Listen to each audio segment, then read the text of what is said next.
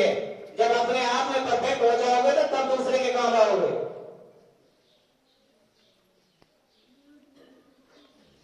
इसलिए मैनर्स का होना जरूरी है, और मैनर्स अच्छा संस्थापक सिखा सकता है। अगर संस्थापक के अंदर, मैनेजमेंट के अंदर, खुद के अंदर मैनर्स नहीं है तो सामने वाले अपने बच्चे को मैनर्स सिखा ही नहीं सकता, और बच्चा भी सीख नहीं सकता। एक संस्था में सिखाना जरूरी है। आगे उसके बाद में लर्न एंड रीडिंग वाला जो सिस्टम है वो आगे चलता रहेगा। हमने जो शिक्षा दी है वो सभी स्टूडेंट्स जानते हैं, क्वेश्चन भी कर सकता है। ऐसा नहीं कि किसी टीचर ने वैसे ही बना के नंबर डाल दिया हो। हमारे लिए तो सारे भाव नहीं डालेंगे, ना ही हमने पहले किया था ऐसा। जो काबिलियत है, काबिलियत के आधार पर ही बच्चे का रिजल्ट ओपन किया जाता है। हम चलकर अपनी लाइफ सागर पब्लिक करने के लिए है। आपको यकीन नहीं होगा, मैं आपको याद दिला देता हूं कि 2018 में जब मैंने ओपनिंग की थी तो आज भी मेरे पास सरकार की परमिशन है। बिना परमिशन के मैं संस्था को चला नहीं सकता। अगर चलाने की कोशिश करूंगा, सामने वाला कोई अफसर आएगा तो मैं उससे क्लोज करके भाग सकता हूँ, लेकिन मैं अपने बच्चे के साथ भागता हूँ तो उनके साथ खिलवाड़ कर रहा हूँ। मेरा इतना बड़ा राइट नहीं है कि मैं मेरी कोठरी में डालूं। मैंने तो लीगल काम किया है और लीगली ही करे जाओ। एक एक पॉइंट ऐसा सिखाऊंगा बच्चे को, ऐसा माइंड में डाल दूंगा कि पेरेंट्स भी नहीं सोच पाएगा इस संस्था के अंदर क्या सिखाया जा रहा है। दूसरी बात, फिरोजपुर झिरका में 3-4 संस्थाएं ऐसी हैं, जैसे अरावली पब्लिक स्कूल है, पीडी पब्लिक स्कूल है, जैन पब्लिक स्कूल है, हरियाणा पब्लिक स्कूल है। मैं दावे के साथ कहता हूं, मीडिया वाला मेरे सामने खड़ा है, वीडियो बना रहा है मेरी, मैं दावे के साथ कह सकता हूं, अगर सागर पब्लिक स्कूल के बच्चे को, एक भी बच्चे को डाउन करते हैं तो मैं संस्था को आज ही क्लोज कर दूंगा और मैं उनका गुलाम बन जाऊंगा। इस बारे में मैं ऐसा नहीं कह रहा हल्की भारी मतलब बातों से कि ये हवा में फेंकने वाली बात है। मैंने रिजल्ट करके दिखाया है। 2018 से 2025 तक मैंने 8 बच्चे को नवोदय में भी डाला है। गांव के पेरेंट्स गवाह है, गांव के बच्चे गवाह है।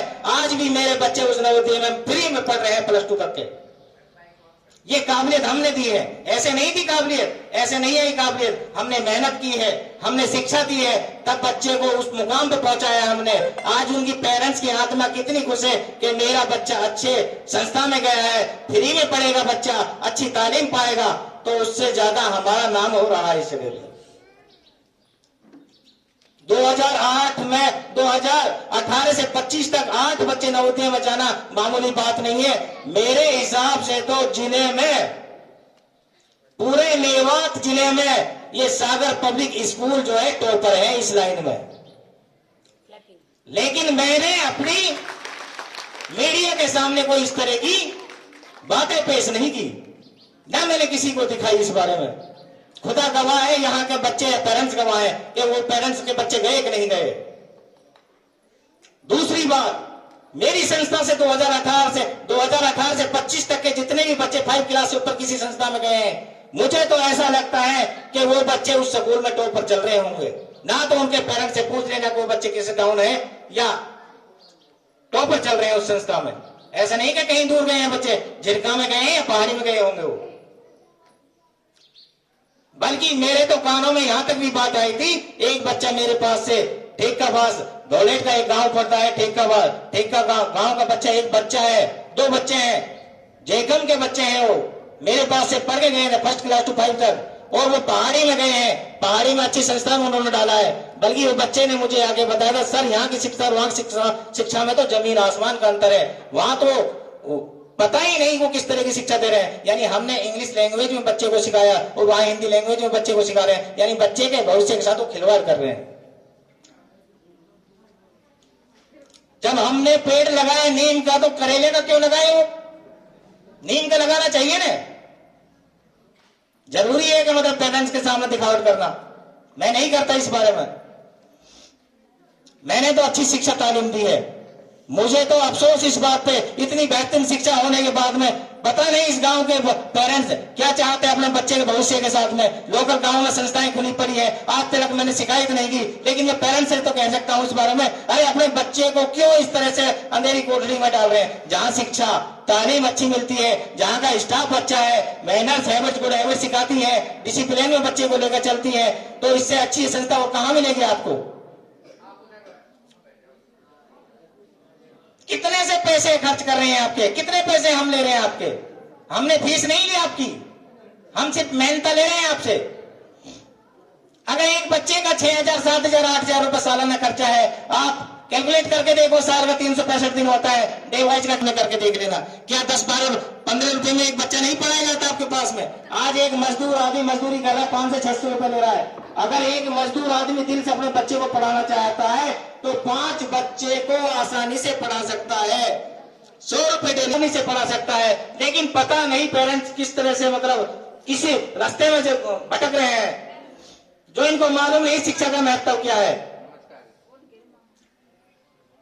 उनको ऐसा लगता है कि बच्चे को सिलेबस दिला दिया, साल भर में 8-10 हजार क्या है आज के जमाने में,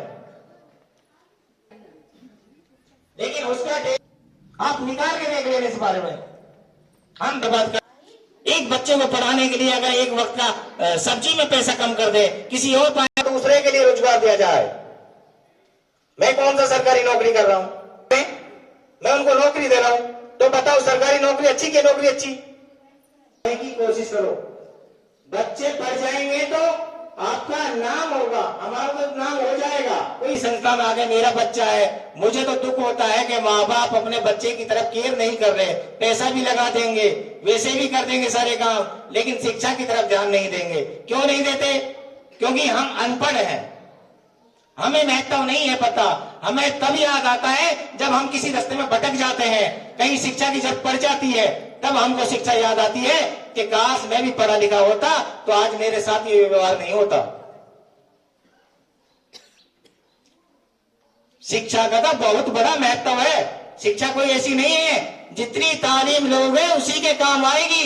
जब उसी के काम आएगी तो वही बंटवारा आगे चल के कर सकता है अपनी मर्जी से, ना कि जोर जबरदस्ती कर सकता है। हर परिवार में 2 4 5 पेरेंट्स भाई बहन होते हैं, उनका भी बंटवारा होता है, यहाँ तक कि सुई से सुई भी पड़ जाती है, लेकिन